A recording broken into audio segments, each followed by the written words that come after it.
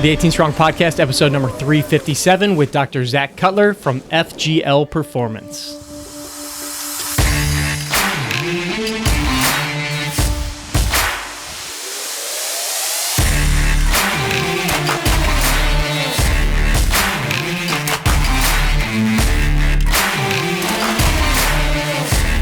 What's up, guys? Welcome back to the 18 Strong Podcast, where we're here to help you build a stronger game because we believe that everyone deserves to play better longer.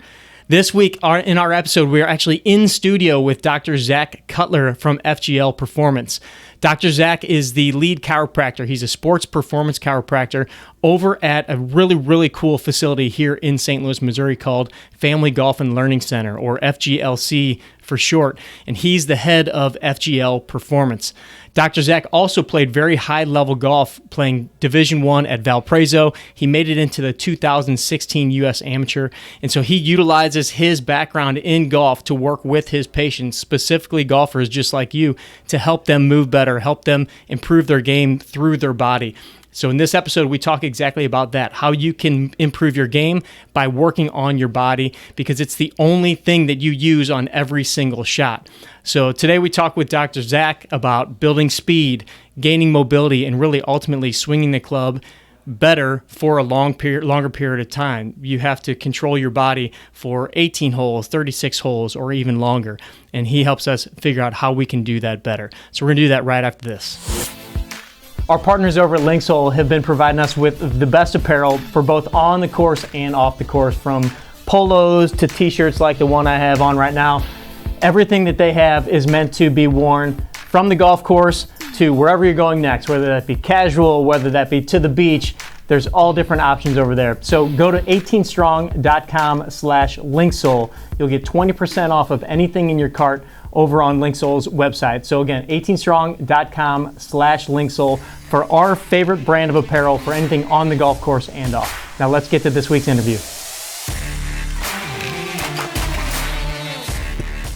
Dr. Zach Cutler, welcome to the 18 Strong Podcast. I appreciate it. Thanks for having me. Yeah, for sure. So this has been a little bit long time coming. We met a few weeks or months ago, and you're doing some really cool things over at Family Golf and Learning Center that we'll get to talking about. But let's talk a little bit about your background in just golf athletics. I know you grew up playing a lot of hockey.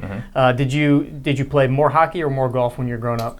Growing up, it was more hockey. My dad, most of my family's Canadian. Hockey growing up was the sport, and same with my brother. So played hockey for the most part of the childhood, and then gradually golf into it, and over at Winghaven Country Club right over here. Okay. So, yeah. What level hockey did you end up playing? Like, how late did you play through high school?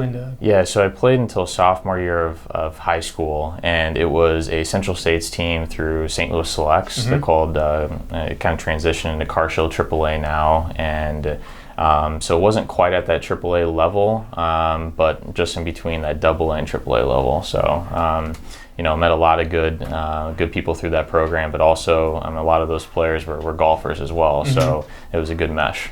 Gotcha. So your golf career then started just playing with your brothers, your dad, and just kind of grew from there? Yeah, so golf career, grew up, my grandparents lived in Branson, and so they were members at a course down there. So my brother and I, we would go out on their golf car, playing holes after, in the evening, and learning golf that way. And my grandpa was a huge part of getting me into golf, and really just kind of grew from there. Every time we're down there playing, and then gradually transitioned to junior golf programs, and then to some local events, and just led to one thing to another. So then played in high school, and then ended up going to Valparaiso and playing Division I. Yes. Division I golf, right? Yeah. So with high school, Timberland High School over in Winsville, and from there, in 2013, we won the state championship. So that was a great experience with the guys, and then from there, committed to Valpo, played 4 years of small D1 school in Northwest Indiana up there, and that was a great experience. I had a small win my freshman year. Some good golfers, Division I program up there, and then 2016 was able to come back down here at Old Hickory Golf Course, and qualified for the U.S. Amateur that summer, and kind of a crazy ride to get there through that qualifier, but it was fun. And then later, I think it was July or August, and it was the U.S. Am, and just a good experience for sure. So. And that was Oakland Hills, is that right? Oakland Hills Country Club, up in Michigan. So 2 courses, and I think just outside of Detroit, maybe up there, and it was great layout, great course.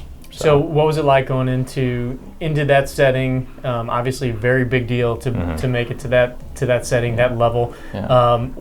Were you nervous? Were you excited? Yeah. All of the above. And then how did you end up playing that week? Yeah. So I'll kind of start at the qualifier. So first round wasn't too good. It was a 77, and the last round ended up shooting 666 and got into a playoff.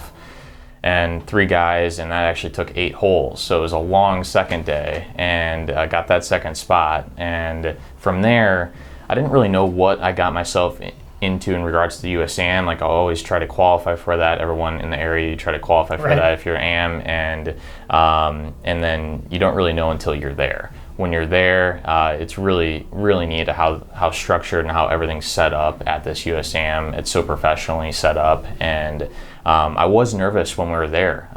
You had the head of the USGA that was there at the time, and going through and seeing all these, really well-known amateurs playing in this event, and a couple well-known ones. Scotty Scheffler, Colin Morikawa were in that, and some high-end names right now on the PGA Tour, and which is really cool. And it shows that made it to that level, made it to that tournament, and so the nerves on the first tee were high for sure, but gradually sunk into it a little bit. Didn't play too well, but great experience, and it just shows you where your golf game needs to be to play at that level, and and that experience has really helped me where I'm at now with my profession and helping golfers now. Yeah. So medal play is how many days? Is it 3 days in the USAM, and then you make it to match play? 2 stroke play days. 2 stroke play days. Yep, okay. And then top 64, and I think it was +1 or +2 for the 36 holes. There were 2 courses, north and south. One was the championship course. The other one was a shorter, tighter course out there, and I think there was 17 guys for maybe 6 spots to get the last few spots for the match play. So it was, it's a lot of players. There's 312 players or so that make it, and then only 64 go to match play. So, even though not making the match play, it was a great experience for the guys that I played with, but also, guys that were on the putting green, the locker room, all that. So met a lot of people through it as well. So who ended up winning that year? It was Curtis Luck. Okay. So Brad Dahlke came in runner-up, and then I'm not really sure how Morikawa and some other guys did that year, but it was some good playing for sure. So. Yeah. So you mentioned that that experience and just playing collegiate level golf has really kind of helped shape your career. Mm-hmm. What made you decide to go into the chiropractic school? You went here at Logan Chiropractic, yep. right? And did you always know that you wanted to kind of get in the medical world, or is that something that just kind of gradually you worked out through the years in college? Mm-hmm. So I'll kind of start off in high school. I was definitely driven in regards to the golf aspect. Golf and hockey, but gradually just into golf. And so I was very focused. I really wanted to take that as far as possible.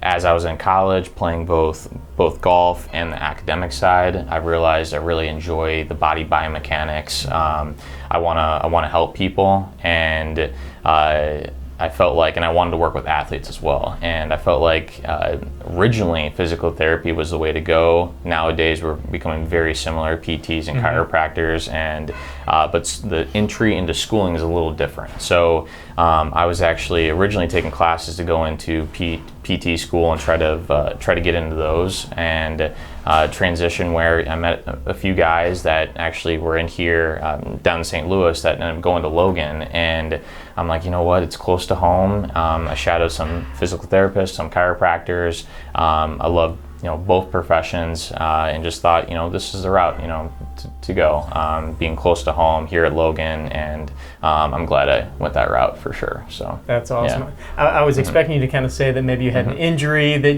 like that's a traditional physical therapist story. I had an injury, I went to rehab, I saw what they did there, I thought it was kind of cool, and I want to work with athletes, and to have that athletic background and wanting to go into that, it seems to make perfect sense. Yeah, really not a whole lot of injuries growing up, and that's the thing where the patients, golfers I help with right now, and not just golfers, some other athletes as well, the routes and my experience that I've been through to kind of get away from those injuries, and along with just nutrition as well, along with the training, along with the treatment and management, injury management, and it's been really helpful for myself, and I'm trying to help people as well with that.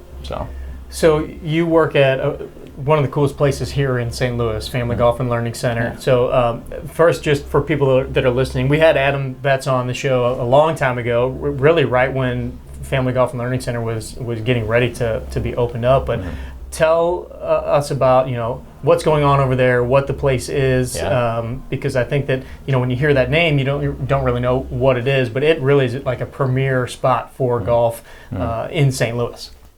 So Family Golf and Learning Center, it's a great spot, like you said. It has a par 3 course. It has 2 hitting bays, grass hitting bays on the side. It has a double tier range along with a massive putting and chipping area. Not only that, where I'm inside, it has a couple TrackMans where you can really look at your numbers, look at in and out, speed, spin, all that. And then upstairs you have the fitness center where my office is located, helping with the physical aspect of a golfer's game. So at this facility for really the average golfer trying to get the full spectrum of the teaching pros, the chiropractic, PT, rehab side, and trying to get engulf the amateur golfer with every aspect that these pro and tour players have. And it's just a perfect facility for that. So, did you ever go there before it was taken over and redone and everything? So I've seen pictures. Okay. I've never been there. So Adam's done a great thing to this place. So it's it's a good spot right now. Yeah, if you were to see it, think of kind of your traditional old school driving range, 2 tiers, but small little shack, and basically just a flat surface driving range. Okay. It does have a 9-hole par 3 course out there, but then Adam, the new owner, came in and has just done so much.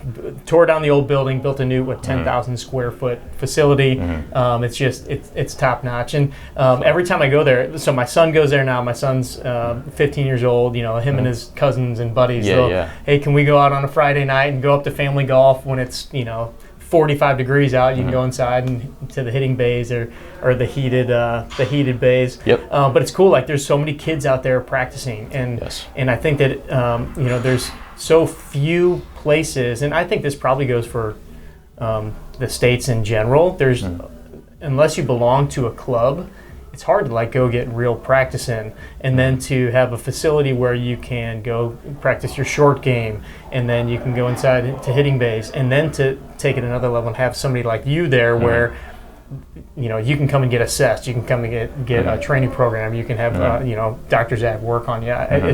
It's pretty cool to see that it's like the pros have their team, their medical staff, and you guys are kind of doing that over there. Trying to hit every angle for the average golfer that's in the area, for sure. So it's really neat too with the PGA teaching instructors there, and like you said, the kids, and it's every age and skill of a golfer that's there practicing, and they're able to get the instruction side, but also able to get their body, their movements assessed, and like I said, attack all angles. So I'd like to maybe break out into kind of 2 different groups, because we're talking about some of the kids, and then I think that a big demographic of our audience is guys like me. I won't throw you in the old man bus. You're 27 years old, but us guys that are in our 40, 35, 40, 45 and beyond, we have our own issues that I think we'll probably talk even a little more extensively on. But curious, when you're working with the kids,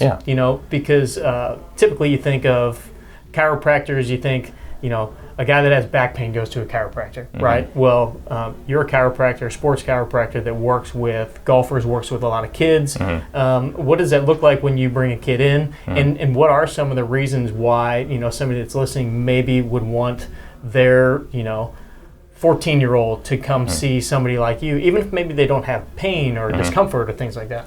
Yeah, so, 13, 14, 15-year-olds just entering high school, a lot of the golfers I work with, they want to, they want to hit the ball further nowadays. Definitely, that's part of the game now, hitting the ball further. As they're entering high school, the big aspect is just getting stronger. They're going to naturally get a little stronger as they get older, but strength is key. And for those golfers, we work on basic body motions and movements. And, we're not doing a whole lot of weight here, but we're gradually stepping it up, progressing forward with strength. And so those game plans are a little bit different than someone that's 35, 40 years plus that has some other past medical history going on. So like you said, these golfers that are younger usually don't have a whole lot of past medical history. They're in there trying to hit the ball further, get a little stronger, and improve speed. Power is strength times speed. So working on strength, working on speed, you're going to improve power. And that's the primary focus for those golfers. And we're already seeing, huge improvement for the golfers I work with right now. So kind of veering into the 35, 40-year-old plus golfers that I work with, all skill levels, that's where past medical history takes a bigger play into the picture. So with the start of every session, we go through past medical history and figure out any limitations before we go through the assessment. And that's huge for the treatment side, but that's also huge for developing the program and personalized program. And then I can lead into a little bit the assessment. Yeah, for sure. So with the assessment, I look at mobility, I look at stability, I look at power, and then I also take a look at their swing as well. So those 4 components we combine with these golfers' goals to create a personalized program. So most of the goals are hitting the ball further and pain-free golf. Those are the biggest ones, but some people want to improve just mobility, and we kind of veer that program towards what they want. So in regards to golfers with the assessment, we figure out mobility limitations, what is moving well with the body, what's not moving well, and that will also be able to tell us what are the stable parts of the body as well. Power assessment, we'll do a warm-up. We'll look at upper body power, core power, and lower body power. A lot of times you can with doing this with a lot of people, you can tell right off the bat in regards to if we need to improve different areas of power. The last component is the swing aspect. So we'll look at some swing speed, but we'll also look at how the movement of their swing looks. So I can compare it to the assessment and okay, so for instance, they don't have external rotation of their right shoulder for a right-handed golfer. If we look at their swing, they're bringing the club back here. They have no external rotation. They're going to be very laid off, low, maybe come from the inside out, and little aspects like that really correlate, and it all makes sense. And describing this to the golfer afterwards, and they understand where I'm coming from, what we're seeing in the assessment, and what the clear picture of the game plan is moving forward. So that's awesome. Yeah. When you bring them in and you're looking at those things, and speaking from my own personal experience, it's really cool when you can kind of show them hey, here's what we see on your physical screen. And maybe even before you do any kind of a swing assessment or anything, here's what we're seeing. Now let's just see how that plays out a little bit later, if it does at all.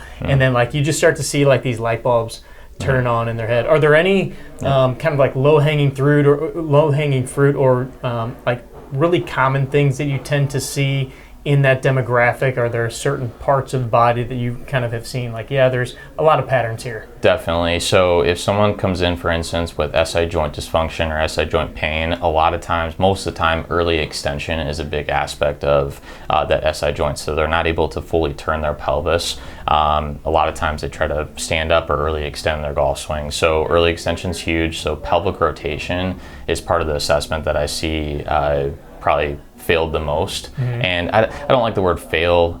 It's a limitation that we can improve. It's not going to be a fail all the time. We're there to improve it and have the body move the most efficient as possible for the golfer. So I would say hip mobility, I primarily look at internal rotation, just with, for instance, a right-handed golfer, the backswing, right hip internal, follow through, you're posting up on that left side.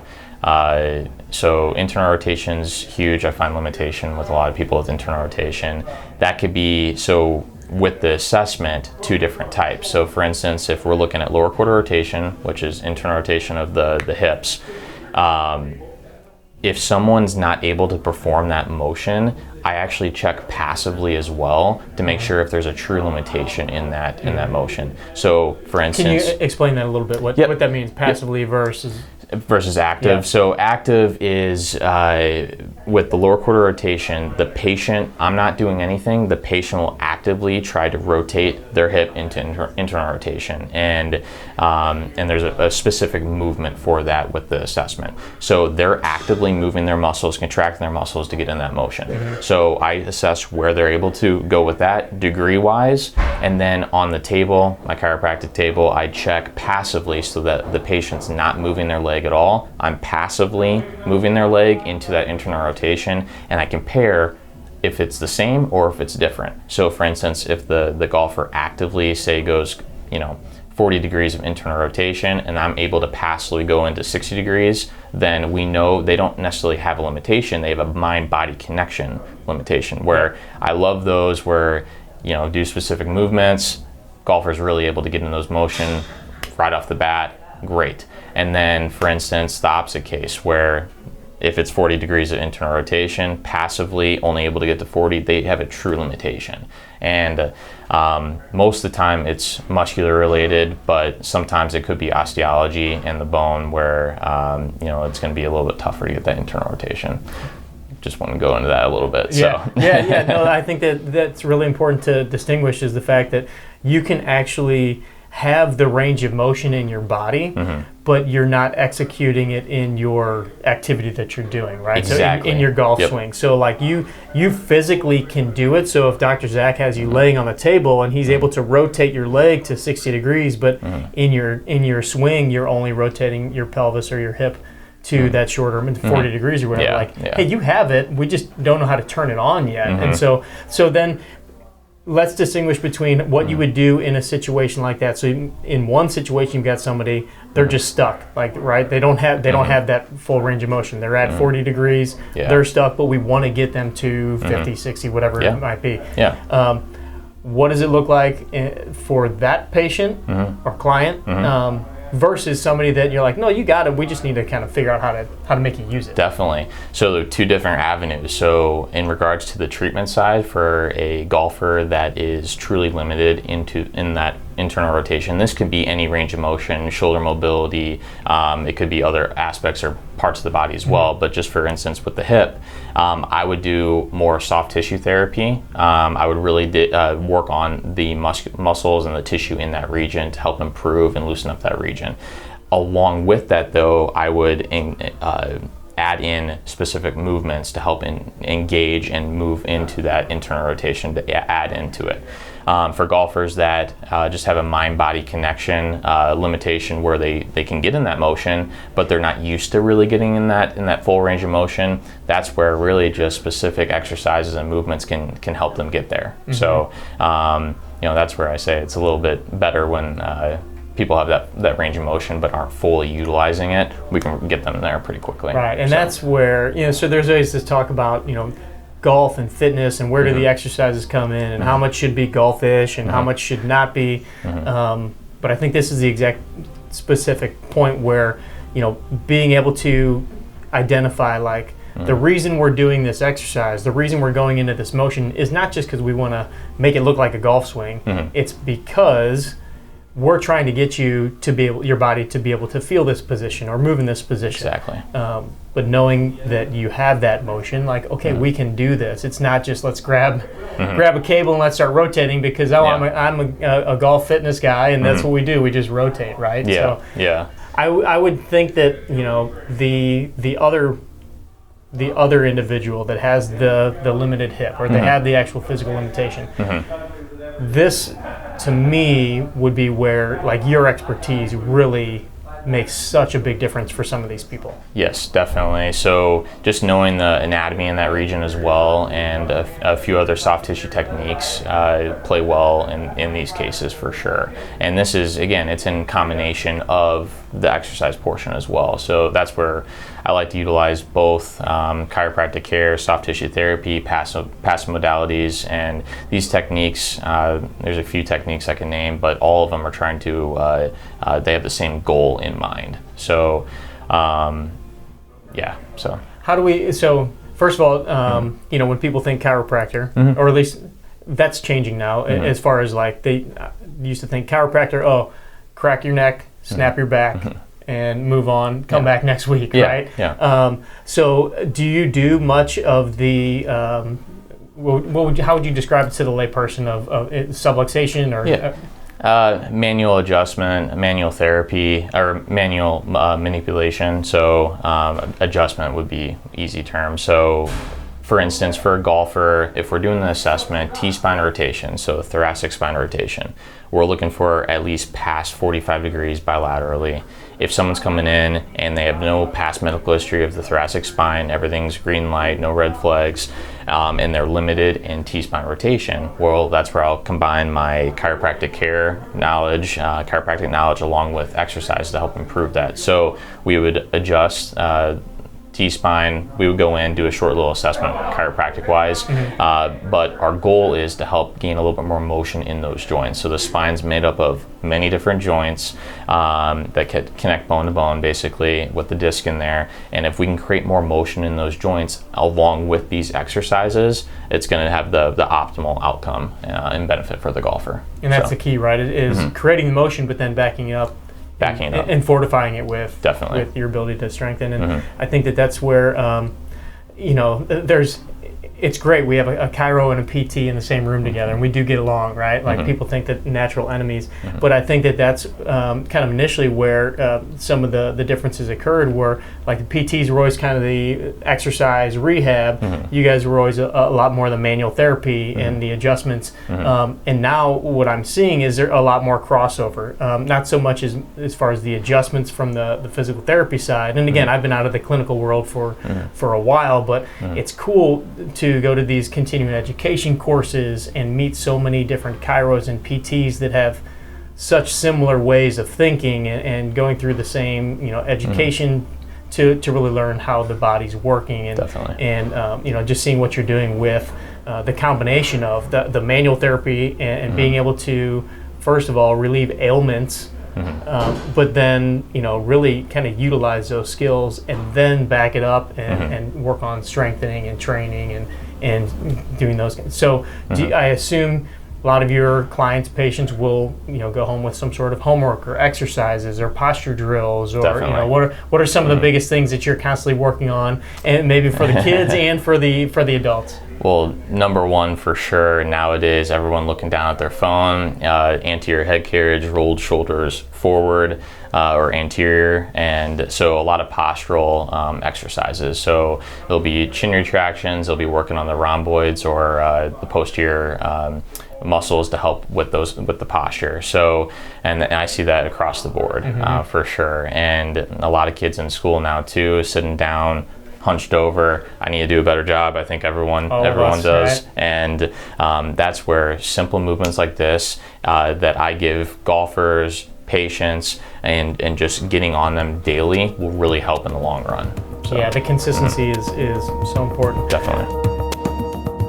I want to take just a second to thank our new partner, which I'm really excited to announce, is First Form. First Form is a company that is here in St. Louis, based in St. Louis. It's a nutritional company that is doing incredible things in the world of nutrition. And one of the reasons that we decided to partner with First Form is obviously we're very impressed with their dedication to their products and the quality of the products, but really it's the dedication to them and them helping their customers get real results. Aside from just the products, we got a chance to go and actually visit the facility, again, here in St. Louis, and really walk the halls of the corporate offices, but we got to see the manufacturing plant or the warehouse.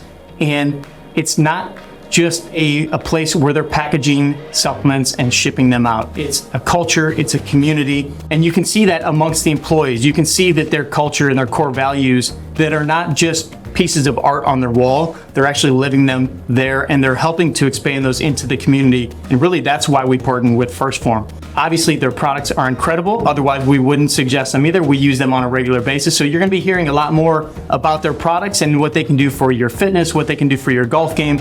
The protein powders, the multivitamins, the protein sticks, the hydration packets, all of those products we're going to highlight in future episodes. But we just wanted to really celebrate our new partnership with First Form.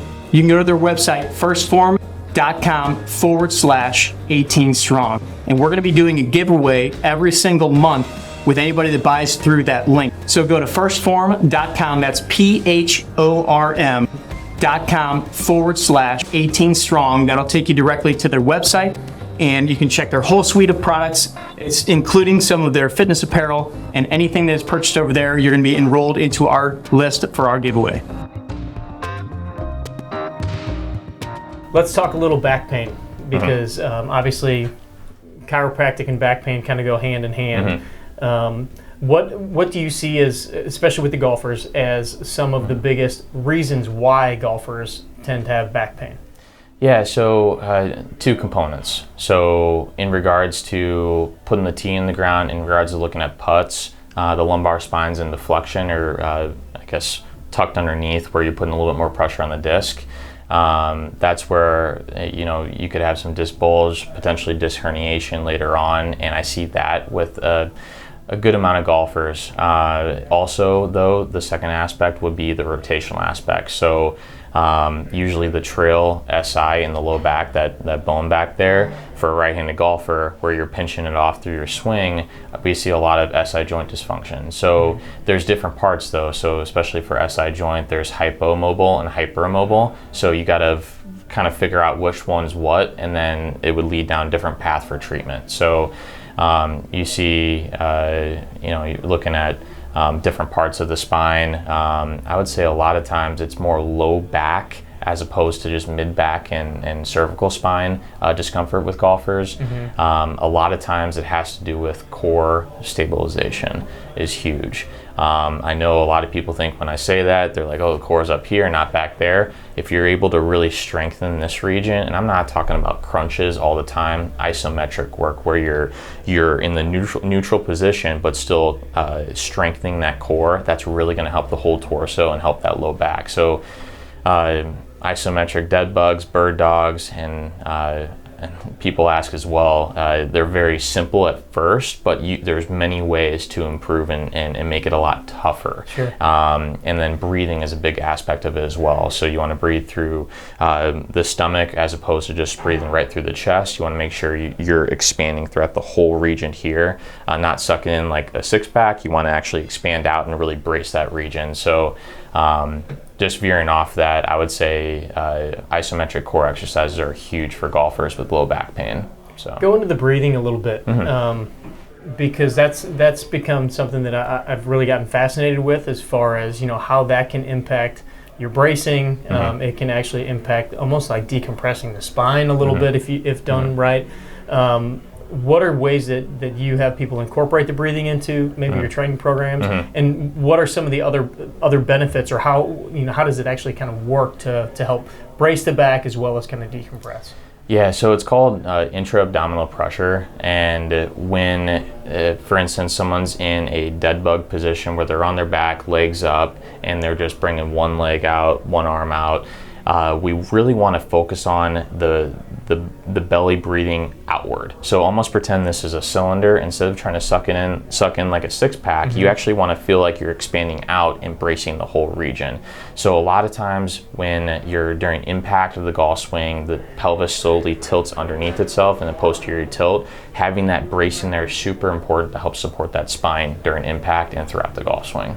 So are you trying to hold that that pressure in there as you're swinging through? Yeah, so usually the motions in regards to, we do some kettlebell work, we do some med ball work, obviously the dead bugs and the isometric core, incorporating that intra-abdominal pressure is huge. And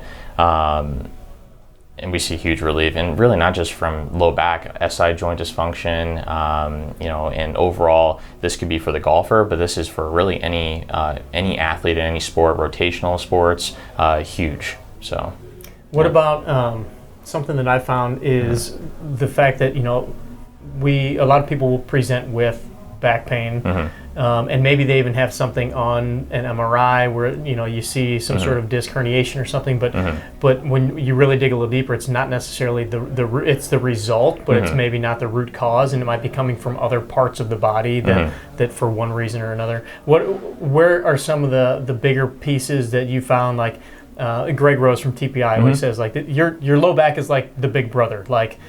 Other things aren't working, so the big brother takes on the load, and so you're ending up loading your back in funky ways in your golf swing and your workouts because other things aren't doing their job. Exactly. So the low back definitely takes the brunt of the force in regards to, so if a golfer is not able to fully rotate in their T-spine, if someone has limited hip mobility, a lot of times it's that low back that's trying to take that and counteract that force and take the brunt of that force. If we improve areas above and below, that usually helps improve that motion and improve that discomfort in that low back. And that's not only just low back, that's lower extremity as well, upper extremity. So for instance, the legs, if you have some knee pain, okay, let's take a look at the foot, let's take a look at the hip, not just that source. So kind of looking at the whole picture, not just one or the other. And that kind of leads into why I look at the swing as well after the assessment. I want to get a picture of how they're actively swinging the golf club as opposed to just doing a simple move. So I think you mentioned it earlier, like one of the biggest things that most of us want is more distance, right? And distance comes from some more speed. What are ways that you are helping some of the golfers get more speed in their golf swing? Obviously, there's tools like the super speed clubs, the stack system, and just the overspeed training devices, which can be very, very beneficial. But from more the body perspective, your expertise perspective, what are some of the things that people can do? And again, that population of guys like me, 45, 50, where you kind of expect hey, my swing speed's going to go down, but you get off the tee box, you're like, man, I used to be able to swing faster, hit it farther, So exactly. So when you're getting a 50 years old and plus, more past medical history tends to come about. So when we're trying to improve different areas, you have to take in consideration, you might not be able to do like the standard motion that will help improve this aspect. You might have to compensate and veer around it to help and not lead towards that past medical history. So for instance, with speed, a lot of band work, and like I said, I focus on the upper body, core, and lower body for speed. So a lot of band work for upper body. You want to do pushes and pulls, or presses and pulls, working both sides. And then with core, I like to do a lot of banded isolation or oscillation movements where you're really engaging that core and trying to keep the body stable while moving as fast as possible. It's a very minimal motion that is actually well done by a lot of golfers I work with, even with past medical history, since we're not really working the joint. It's more of just strictly core speed.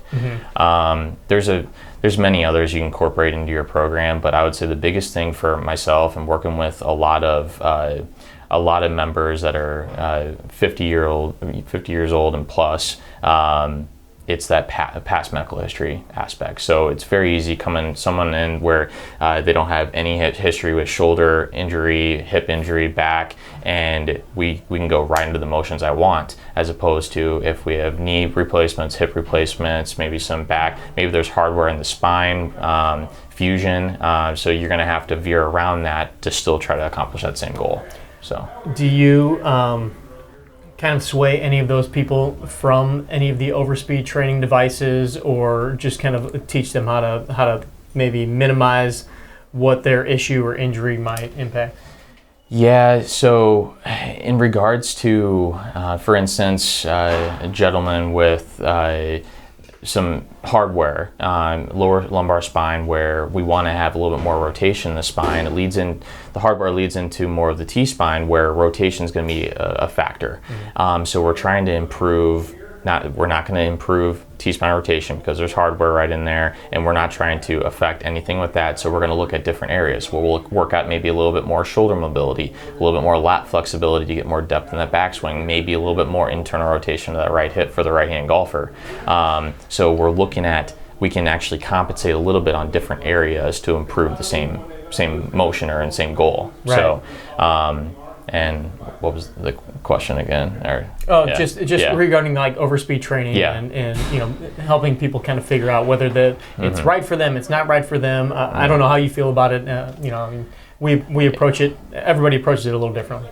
Yeah, I think it depends on the type of golfer as well, and their goals as well. I mean, there's some people that going through the assessment, everyone moves just a little differently than everyone else, and so and it depends on too, like past sports they play as well. It might be an easier route to get into more of the speed training as opposed to someone that hasn't really been involved with any sort of power or speed work before. So it might be an easier transition for some people. It might be a little slower from other people, and we kind of see how the body really incorporates around that. So that's a good point. I mean, I'm sure you've had different people that some are like super coordinated, athletic, some are not, and you can't do the same things with those people. You also made the note about like if something we know that something's stuck, like the T-spine that has hardware in it. Sometimes compensation can be a good thing, right? Like but knowing where that should come from. Definitely, exactly. So, of course, if we're limited in T-spine, we want to work on movements for that T-spine because predominantly that motion is rotation in the thoracic spine. And like you said, if there's any hardware in there that leads into these regions and we can't improve that range of motion, there can be good compensation on, okay, let's take a look at the shoulder. Let's take a look at the lat and see if we can get a little more depth in that backswing, not just from the T-spine. Let's try to get it up with the shoulders, and that's where it depends on the person.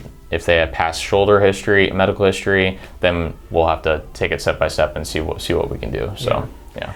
All right. So how's your game these days? I know you've been playing a little more competitive stuff and kind of getting back in the game. Yeah. So played in college and then went to Logan University for almost 4 years, 3.5 years, and so played here and there. A little bit more.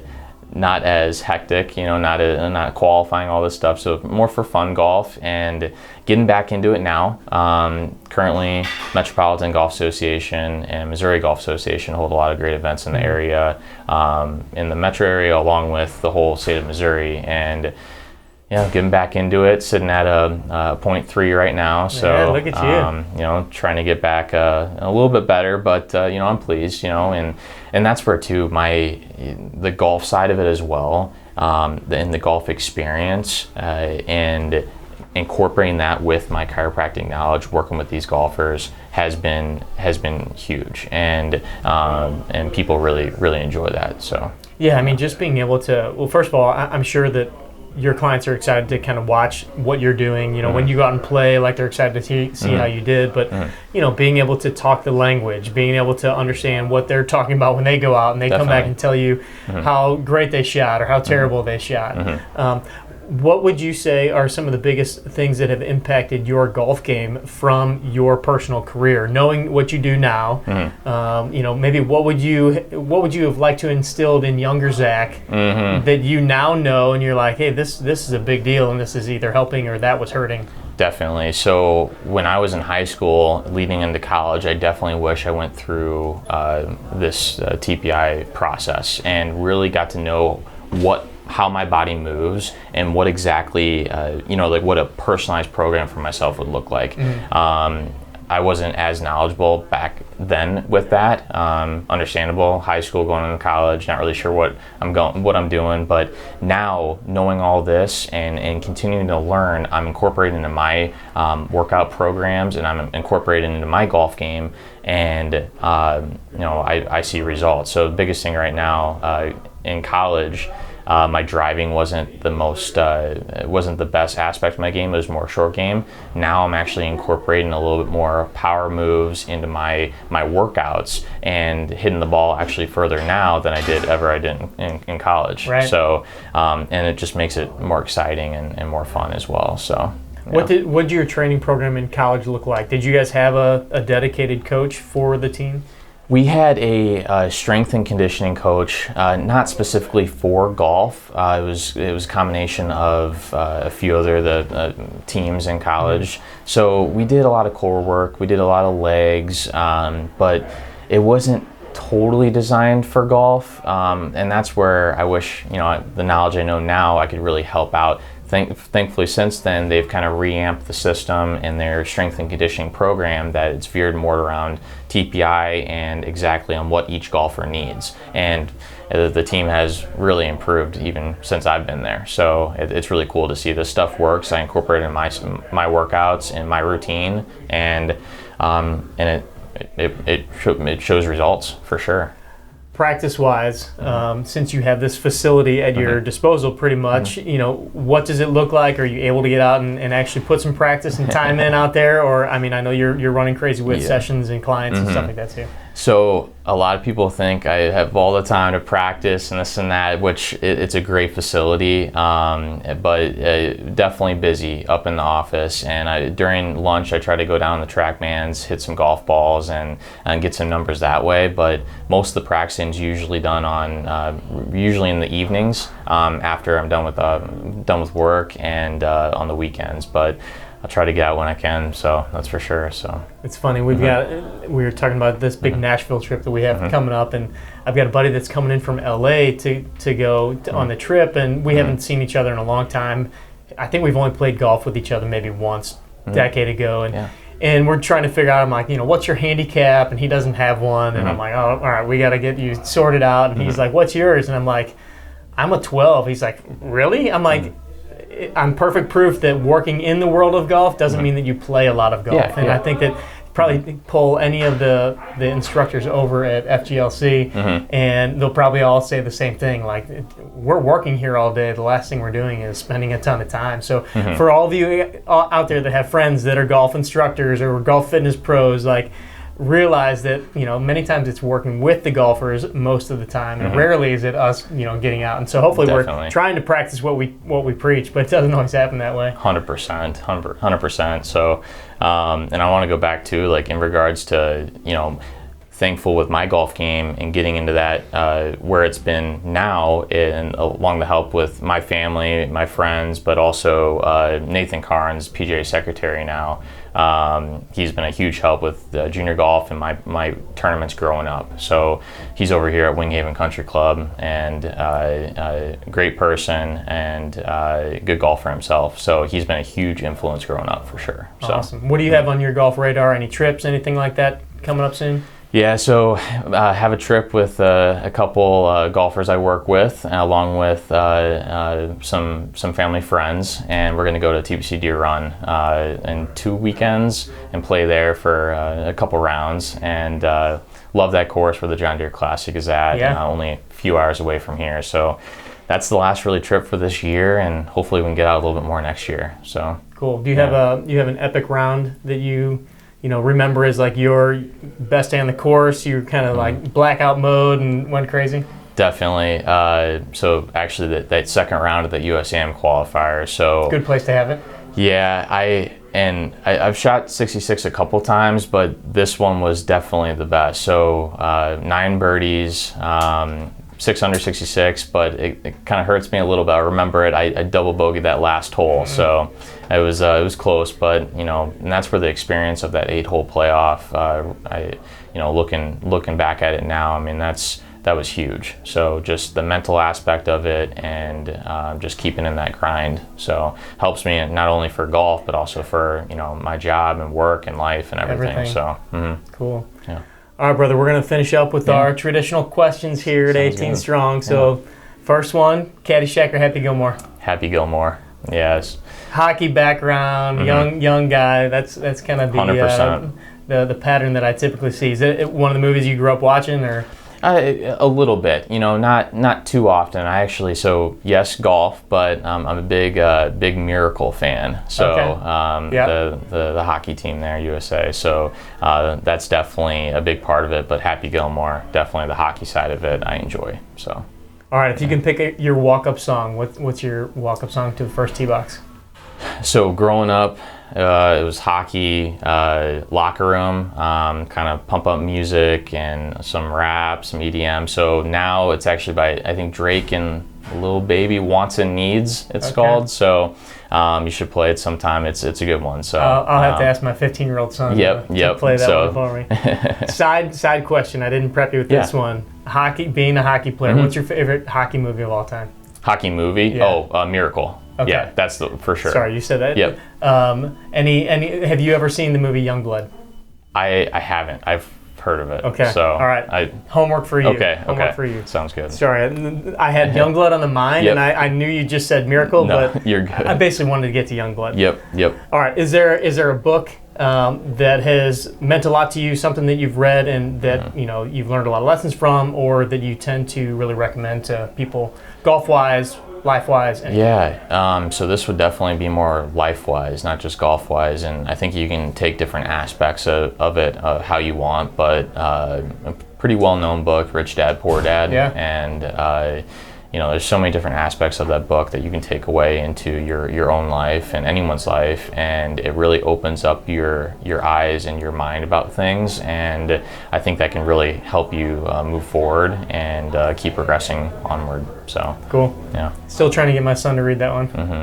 So it's huge now. Audiobooks. I read the book of the hardcover of it, but audiobooks now. Driving around, pop it on in the car, and that's been huge for me as well. So road trips, huge. It's like ride along university, right? All right, if you could pick a dream foursome, anybody in the world, past, present, who would that be? Yeah, I would probably do. I would probably have Rory McIlroy, Tiger, and my dad. Probably would be the four of us. Be pretty sweet. Yeah. Oh. So. All right. So say we have the 18 Strong jet. We've got it fueled up, ready to go. Your bucket list course that you're like, I'm going there today. So it's actually, believe it or not, like a tough one between, and pretty common, St. Andrews or Augusta. So that's probably pretty common. There's many courses that I would like to play, but those are the two main ones for sure. I'm giggling because we recently had a guest in here, and I said, all right, you can pick your bucket list, but it can't be St. Andrews, can't be Augusta, because I know everybody wants that one. So if you had to pick a third one, what's your pick?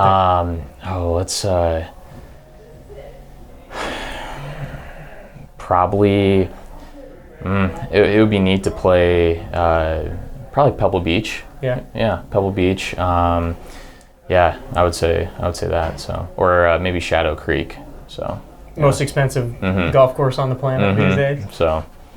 All right, is there a social media account that you've really been digging lately? Doesn't have to be golf, can be anything, but that you would say like, hey, you guys should go follow this account for whatever reason. Funny, you get good info, whatever you like for.